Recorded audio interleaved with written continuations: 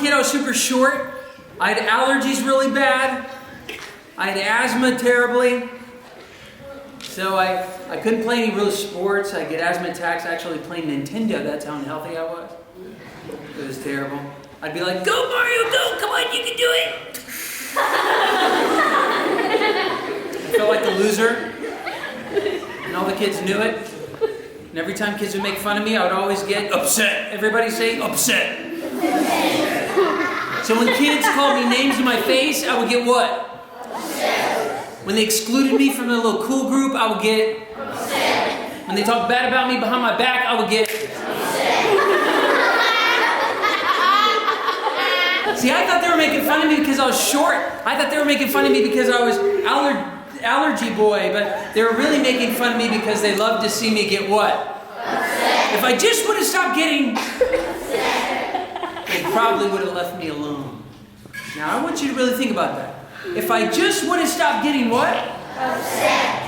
They probably would have left me alone because the more upset I got, the more fun they had, the more fun they had, the meaner they were, the more upset I got. Oh, snap. The more upset I got, the more fun they had, the more fun they had, the meaner they were, the more upset I got. Oh, crap. The more upset I got, the more fun they had, the more fun they had, the meaner they were, the more upset I got. 1, 2, 3, 4, stop! Everybody say, don't get upset. But I would get upset. See, I thought the way you get rid of mean people is by becoming a cop, arresting them, and throwing them in like prison forever. I thought that would be the ultimate awesome. I asked my teacher, can I be a cop? She says, no, you're like 3 feet tall. There's no way. I said, well, can I be something? She says, well, I guess you could be part of the safety squad. I'm like, what's that? She says, oh, it's awesome. We're going to give you an orange belt around your shoulder and your waist. You're going to have a little silver badge that says safety squad. We're going to pin it to your belt. And we're going to give you a stop sign and we're going to put you in the middle of traffic. I'm like, no. They said, but check it out. All the adult drivers will obey you because, you have the stop sign. They'll stop their cars. And the kids are not allowed to cross the street until you tell them to. So you'll like be the boss of them. I was like, yes. Man, I was so excited. It was like the first time ever I had power over people. I had like a legit authoritarian position. I had my orange belt, silver badge, stop sign, and I added a little hidden accessory to my costume. I put handcuffs back in my back pocket. I didn't tell anybody about it either. I figured if someone just would not obey me, I would arrest them and drag them to the principal's office. So, I remember the first time stepping out into the street with the stop sign, showing all the cars the stop sign. They stopped. I felt so powerful. The kids were like, can we cross the street? Can we cross? I'm like, not yet. They're like, come on, Brooks. We're going to be late. I'm like, not yet. Now go. They hated me. But they all had to obey me. Except for this one 5th grader. He was taller than me, stronger than me. He was rude. I stopped traffic for him. I said, come on, cross the street. He's like, never. I'm like, dude, I am the law. You got to obey me. He walked up to me all disrespectful like. He looked down at me, put his face right up in my face. He said, you little shrimp. You're a little short. He said, you're a little wimp.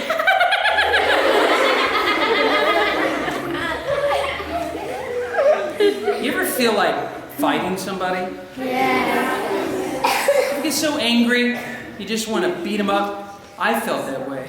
But anger's 1D away from danger if you think about it. It's scary getting angry. So I just said, back off. He didn't seem to care, so I ramped it up. I am Batman. He didn't believe me. But when I put handcuffs around his wrist, he screamed like a hyena. It was awesome! But apparently illegal, because the teacher said, Brooks, what are you doing? I'm like, bully needs to go to jail. She said, Brooks, you can't just call people bullies, and you can't just arrest people you don't like. I said, yes, I can. She said, no, you can't. I said, yes, I can. It's called a citizen's arrest. I looked it up. It's totally legal. She says, that's not how that works. Okay. By the way, she asked me, Brooks, if you arrest people that you don't like, does that make them like you or hate you? Hate me. When you arrest people you don't like, does that make them want to be your friend or your enemy? Enemy. My enemy. She says, you got to stop arresting people. She took my handcuffs. I didn't care because in my other back pocket, I had Chinese handcuffs. You know what those are? Yeah, they're like finger traps. They're a tube made out of basket material. You put your fingers in, you pull them out, they clamp down. It's like ancient technology. It's awesome. I doubt they use it in China to control their dangerous prisoners. I just doubt it. They may have to use like 5 of them. I don't know. I've never been there, but I just had one. It cost me like 50 tickets at Chuck E. Cheese's. It took forever to get these. I just said, next time someone's mean to me, I'll just arrest them Chinese style. So there I was, stopping traffic, telling kids to cross the street, and I got picked on again. This time not by a dude, but by a girl. Girls can be mean too. This girl was tall. She had dark, flowy hair. She had angry eyes. She was super pretty. She was. Pretty girls like never walk my way. They usually walk away. But she had no choice. She was at my crosswalk. And she just came closer and closer. My heart was beating so fast. She came closer and closer. I repeated the only word that came to my mind. Pretty, pretty, pretty, pretty, pretty. I think I freaked her out. Pretty, pretty, pretty, pretty. I know that because she said, stop talking, you're freaking me out. I said, why are you so rude? She said, why are you so skinny? I said, because I'm allergic to food. Back off. Okay? She said, no man, you're like two-dimensional skinny, bro. You're like paper thin. If you turn sideways, you disappear. So I took her finger and shoved it in my Chinese handcuff. It was awesome! Oh, but that was not smart. Teacher said, Brooks, what are you doing? I'm like, pretty girl needs to go to jail. So I got fired that day. She took all my gear. Before she sent me to my class for the rest of the day, she decided to educate me. Everybody in here, every student, repeat after me. Say, hey, teachers. Hey, teachers. Say, listen up. Listen up. What this teacher did was so wise. She used a technique invented by school psychologist Izzy Kalman. It's an old technique. It's called winning and losing. And when we frame the relational squabble, the conflict, the problem, in terms of winning and losing, kids of all ages understand what's really going on. The teacher said, Brooks, when this girl calls you names, when she makes fun of you, and your feelings are hurt and you get all upset, do you feel like a winner or do you feel like a loser? I feel like a loser. The teacher said, that's right. You feel like a loser. And when you feel like a loser, how does she feel? Like a winner or loser? She feels like a winner. That's right. She's not being mean to you to make your day awesome. She's trying to ruin your day. She's not trying to give you good feelings inside. She's trying to hurt your feelings. And if you get upset, you lose, and she wins. Do you want her to win? Never. Yeah. Do you want to be a loser? Of course not. Then don't get upset. She may make fun of your face, your race, your religion, or your mama. But I promise she does not care about your face, race, religion, or mama. She cares about one thing, getting you upset. And the more upset you get, the more fun she has, the meaner she is, the more upset you get. Oh, clap. The more upset you get, the more fun she has, the meaner she is, the more upset you get. 1, 2, 3, 4, stop! Everybody say, don't get upset. Don't get upset. Oh, but we do get upset. We do get upset. We say stuff like, you have no right to be mean to me. We say, you call me that name one more time, you'll be sorry.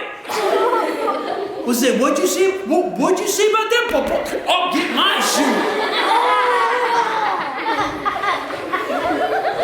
Little do you know, the person that's being mean to you inside is going, This is how little brothers and sisters act all the time. You tell them, stay out of my room, but what do?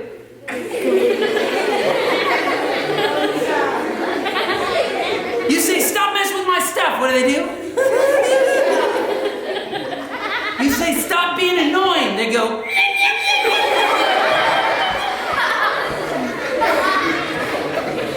and everything in you wants to say, be quiet. But if you do that, They will do this. Mother! Your mom comes in. What'd you do? She beat me! Your mom asks you, why'd you beat your brother? Because he's being annoying, Mother. You don't beat your little brother when he's being annoying. I don't beat him every time he annoys me. You think I'm annoying, Mother? Yes, you annoy all of us, you little turd. Get out of the room. Your brother's going out, but inside he's going. He's playing you like a slot machine. He's pushing buttons and you're paying out a jackpot of anger. It's a game to him, and that's how a lot of people are. The more upset you get, the more fun they have. And the more fun they have, the meaner they are.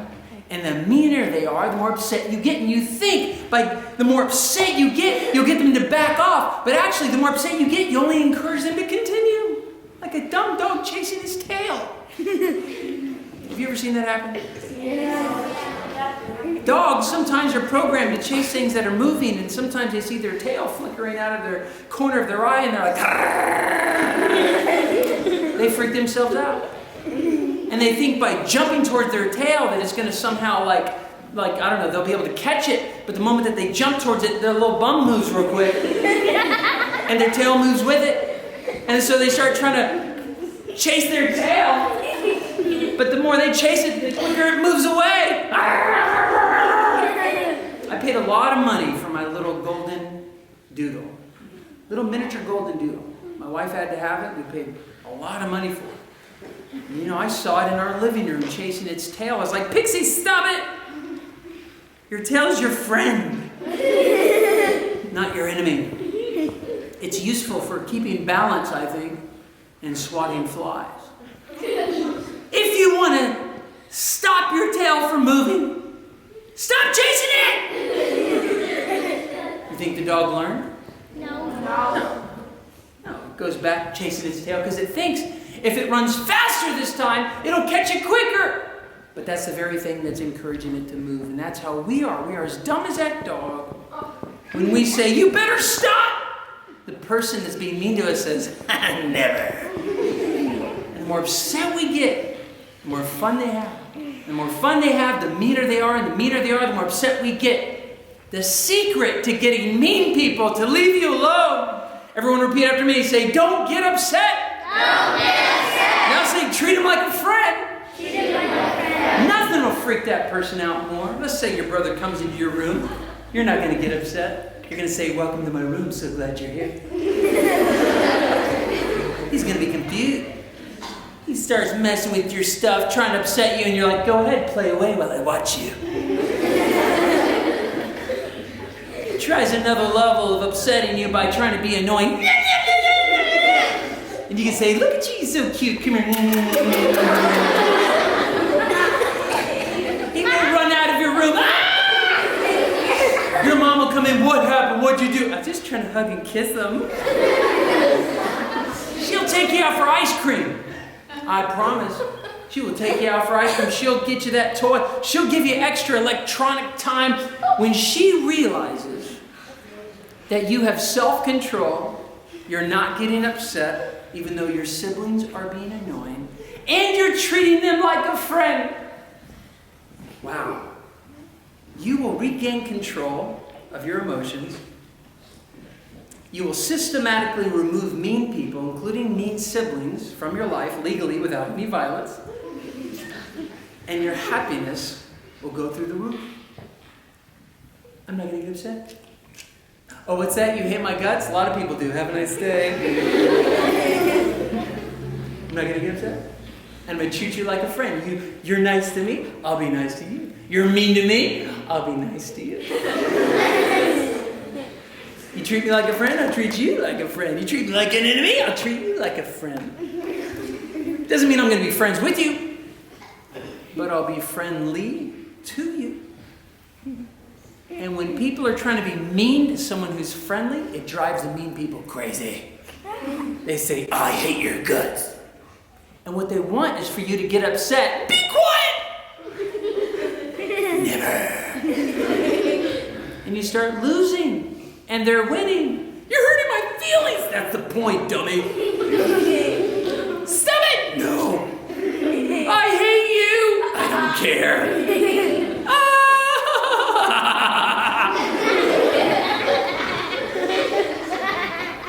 We think the way we get rid of mean people is saying, bullies aren't cool, let's kick them out of school. And I'll be happy again because they're out of my life. Nope. Someone else will be there.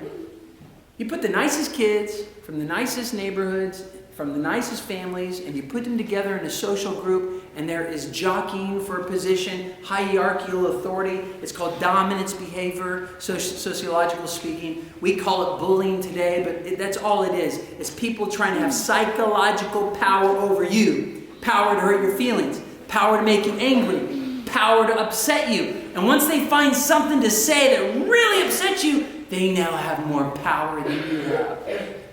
They feel more popular, stronger, more in control.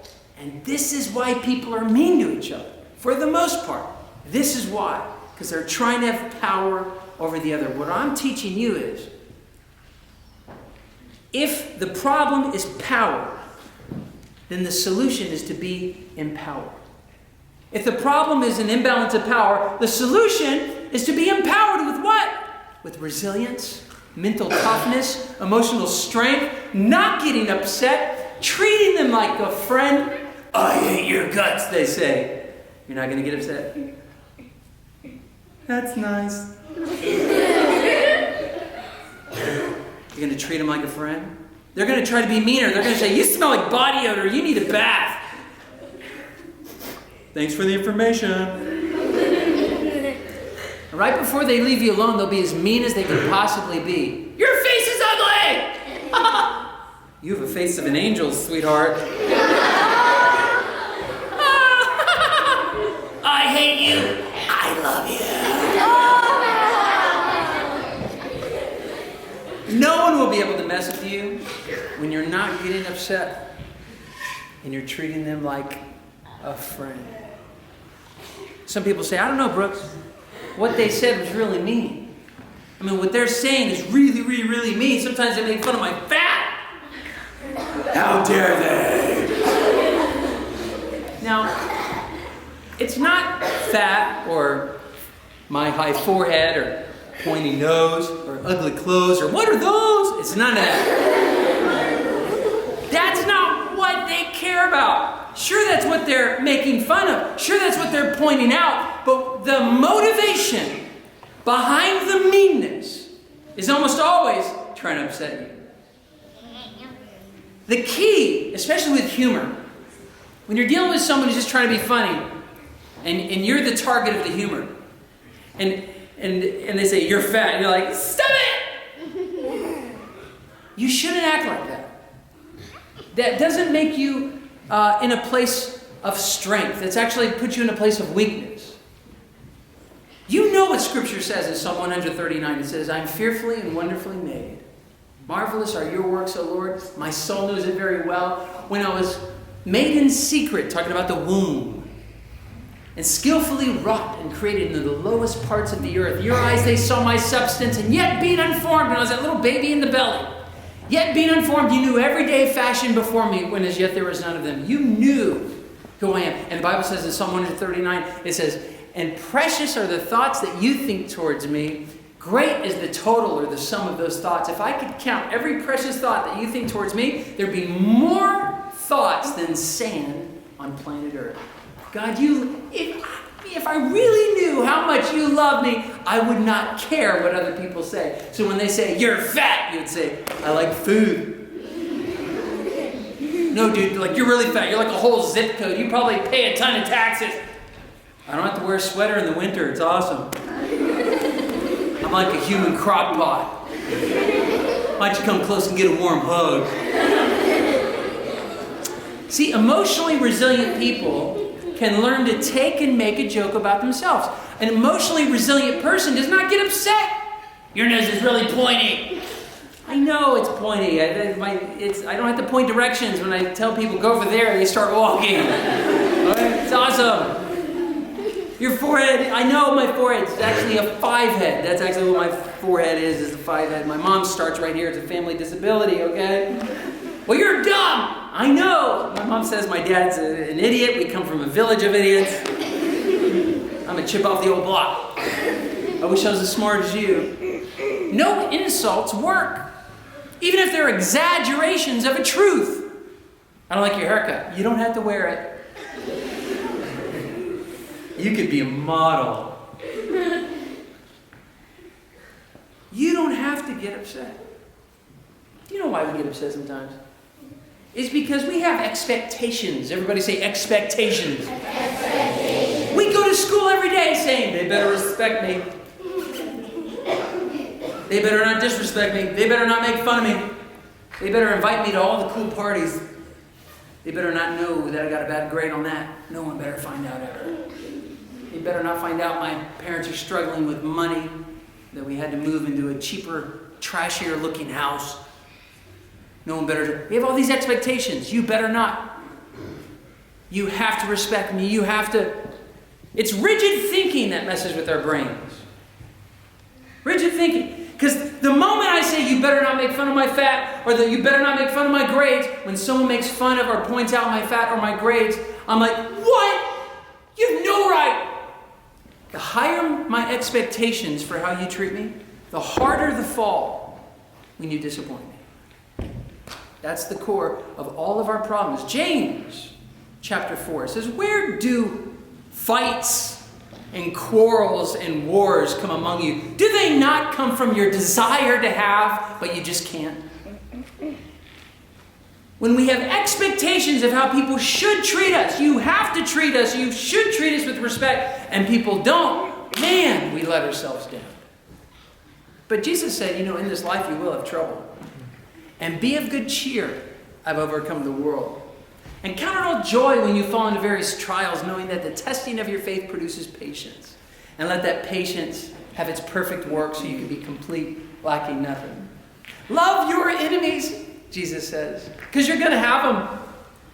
Do good to them. Bless them. Don't curse them. And pray for those who spitefully use you and abuse you. And you know what? Or misuse you, not abuse you. Now, if someone comes up to me and punches me in the face, like physical abuse, or hits my neck with a baseball bat, I'm not going to go, it's all good. I'm going to be very clear. The Bible does not teach that. I misquoted scripture there. If someone's physically abusing you, you need to do some karate. You need to protect yourself before they wreck yourself. You need to run to the police as soon as possible and make sure that perpetrator is punished to the full extent of the law. When someone tries to physically assault you and hurt you, you should be protected. You should not stand for that, and you should make sure that the government helps protect you from that stuff. But all I'm talking about today is when someone hurts your feelings. Everybody say feelings. Feelings. I'm talking about the inside of you. Not your body, not your property. If someone hurts your body or property, that's wrong. Get upset. But sometimes we're not really hurt. All it is a push or a shove. And Jesus addressed this. He says, turn the other cheek. If someone slaps you on one cheek, say, you missed right here. Okay, now we're even. All good. And I said, what Jesus meant by that, he says, don't be easily provoked. Someone pushes you, don't go, ah! It was just a push. Let it go. If it doesn't cause pain, let it go. This is what Jesus was teaching. Be a peacemaker. If you have expectations, you better not touch me. There's actually a parenting book that says, Mom, my brother breathed on me. That's actually the title of the book. And it's talking about how our little kids just, this is your side of the bedroom. This is your side of the seat. You can't. Don't you put your finger on my side. Or you will regret it. What's that brother or sister going to do? They're going to go,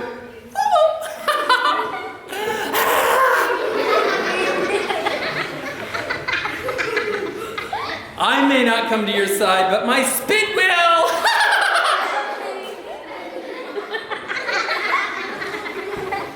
This is what we do as people. Now, what I'm teaching you today is what Jesus taught. Don't get upset. Don't be easily provoked. But kids tell me all the time. They write me on emails or they talk to me after I speak. Like, yeah, but what if they say something really mean? What if they use a really bad word? What if they say something like that they shouldn't? Oh, let me tell you something real quick. Everybody say A. A. Everybody say B. B. Everybody say C. C.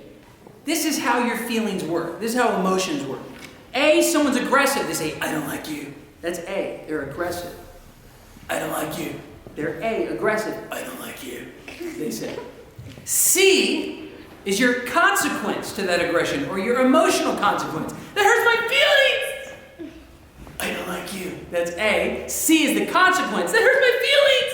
So the moment that they said, I don't like you, you felt, that hurts my feelings. And you think that they hurt your feelings. Because you were having an awesome day. And so they came along and said, I don't like you. And you had all these feelings afterwards. Oh, that hurts my feelings. You hurt my feelings. But that'd be wrong. Between A and C is the letter what? B. B. And that is your belief system. It's what you believe about what they said. If you believe they better say they like me, they better not say they don't like me, they have no right to exclude me or disrespect me. If in your belief system you have high expectations for how that person is supposed to treat you, the moment they say, I don't like you, because your belief system is so rigid and demanding, you have horrible feelings. What if you changed your belief system? That's why this is so much important. It's much more important how God feels about you than anyone else. So if we believe, you know what? I don't need 100 friends. I don't need 20 friends. I don't need 30 friends.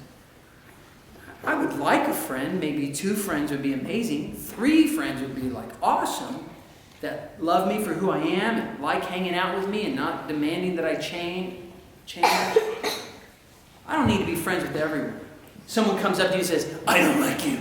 You'd be like, you don't have to. I have a couple people that do like me. I hope you're one of them someday. But if you don't want to like me, you don't have to. You have no emotional consequence of being wounded because your belief system is so rock solid that God accepts you and you do have 1 or 2 friends that do appreciate you and you're not living for that person's approval. Do you like me? Do you like me? Will you invite me to that thing? What'd you say? You don't even care about that. This is where the enemy tries to get us. There is a devil.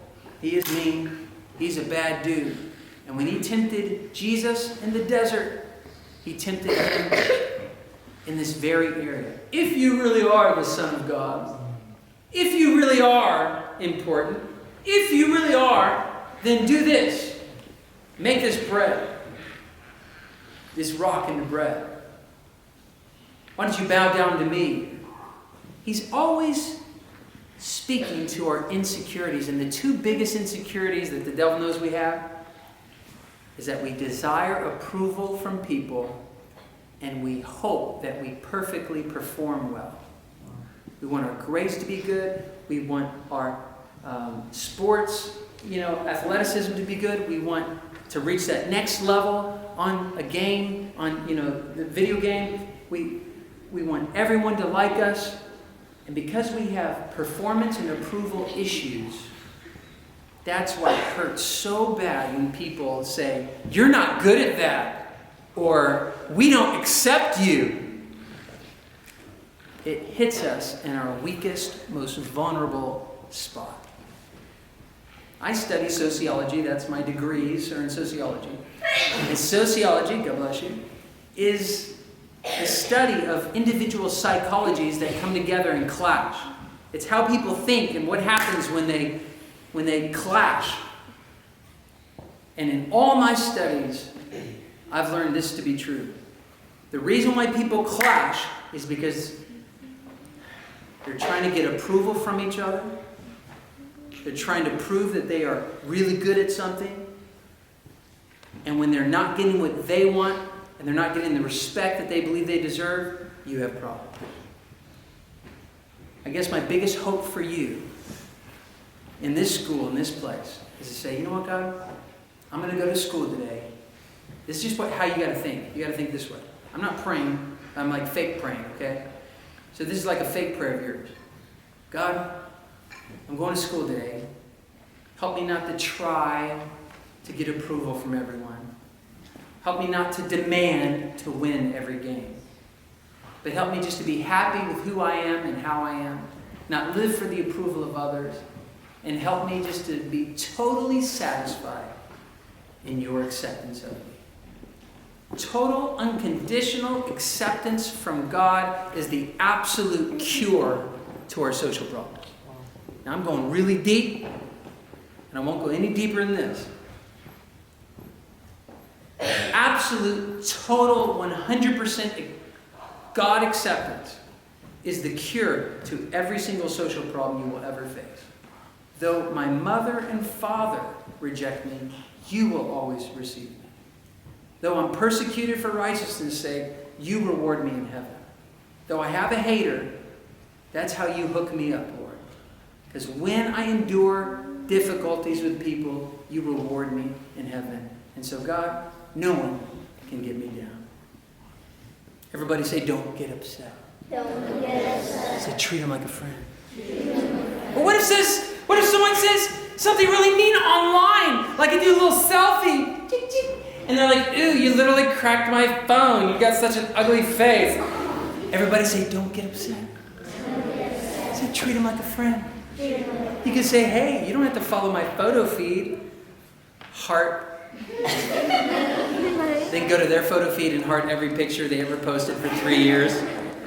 Brooks likes you, Brooks likes you, Brooks likes you, Brooks likes you. They'll say, leave me alone. You're like, okay, peace. Don't get upset, man. Treat him like a friend. What if I'm not invited to that really important party? Everybody say, don't get upset. Say, treat him like a friend.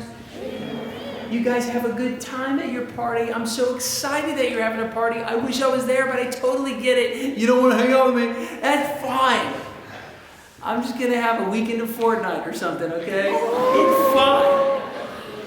All right? I'm going to master the floss all weekend. And it's fine.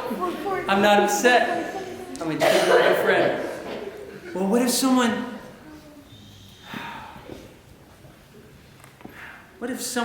was my friend? For all these years, they were my best friend. But now this other person has taken them from me, and they're no longer my friend anymore. Everybody say, don't get upset. Say, treat them like a friend. You can say, you know what? I loved it when we were hanging out, but I understand you don't hang out with me. If you ever want a friend, I'm always here. Don't get upset.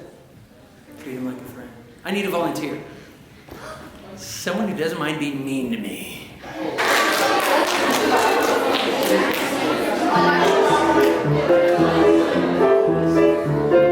That was your walk-up music.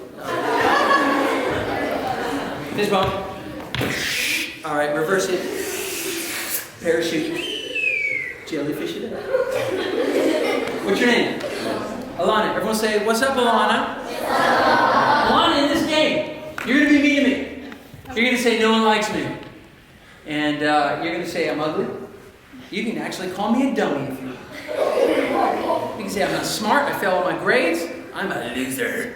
You just be mean. Your whole goal is to stay mean. My goal is to stop you. And if I stop you, I win. But if I can't stop you and you keep being mean to me, you win. So just don't stop being mean. Got it? On the count of 3, everyone say action. 1, 2, 3. Action! You're ugly. What'd you say? You're ugly. That hurts my feelings. You're mean. My feet are too what? They're the perfect size. I looked at the average man, and I have the average man. I'm insecure about my feet. All right, I'm built like a pony. I'm like a man-child. Stop being mean. Your nose is too pointy. I would pecker your eyeball with my nose. I would pick at yours.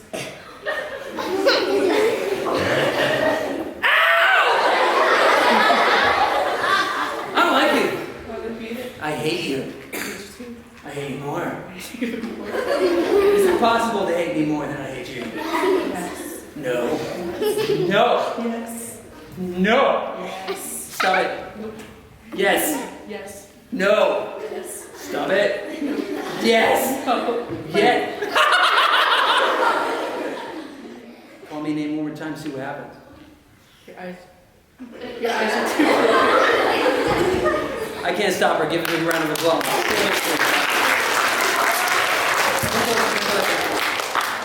My eyes are a little large. Anyway. We're going to try one more time. I'm going to try something a little bit different. Same thing. You just be mean to me. And I'm going to try to get you to stop. Don't let me stop you. But I will. On the count of 3, say action. 1, 2, 3. Yep, long arms. You think I have freakishly long arms? Yeah. Yeah, like gorilla. They drag on the ground sometimes. You have like the perfectly proportioned arms. Not as long as Yeah, I know. But you're so lucky. You're welcome. Your hair's too spiky. Is it? Yeah. Should I smash it down a little bit? Thank you. Your ears are too small. Really? Maybe it's my glasses. Did they make my ears small? No. No? I It's can't. natural. Natural? Yeah, it's my ears. Yeah. Yeah, you have perfect ears. But If it makes you happy, not liking me, it makes me happy too. you have small nails. Oh, yeah. It's true. Yeah, I'm a guy. Yeah. So my nails are small. Oh yeah. You're too nice. Thank you. I stopped her. Give her a big round of applause. She's not which time was I treating you like an enemy? The first time or the second time? Which time was I treating you like a friend? When I was treating you like an enemy, I was getting upset. Did you notice that? And who was making me upset? You said you? You'd be wrong. Who was making me upset? How was I making myself upset? A, B, C. B stands for belief system. I had high expectations of how she was supposed to treat me. She better not make fun of my body. She better not say anything about my ears. No one talks about my nails and gets away with it. I had all these rigid beliefs in the beginning. But the second time she was mean to me, I didn't get upset because I changed my beliefs. Oh, she's probably going to be mean. And it's okay if she's mean. I'm going to just not get upset and treat her like a friend. And that's when I shut her down. Now, when I was being nice to you the second time, treating you like a friend, how did you feel? I felt like I couldn't be mean to you anymore because you're too nice. She felt like she couldn't be mean to me anymore because I was being too nice. Isn't that interesting? She was trying to be mean, but because I was so nice, she felt like she could not dominate me. And finally, she wanted to leave me alone. Which time would you probably respect me the most? When I was standing up for myself and being mean to you? Or the second time when I let you be mean and I even made fun of myself, talking about my knuckles dragging on the ground? Which time could you respect me more, the first or the second time? Second. Why? Because you weren't letting what I said about you get to you. It amazed her that no matter how mean she was, it wasn't affecting me at all. And I earned her respect. Give her a big round of applause.